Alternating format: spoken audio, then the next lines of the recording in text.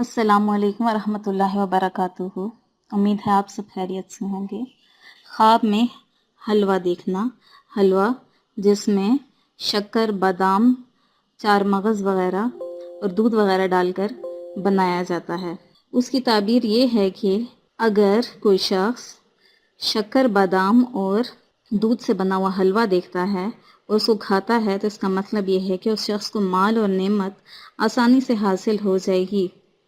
और अगर मगज़े बादाम ताज़ा दूध के साथ देखे तो थोड़े फ़ायदे की दलील है। हज़रत जाफ़र सादिक रहमतुल्लाह अलैह फरमाते हैं, ख्वाब में हलवा 4 वजूहात की बिना पर है।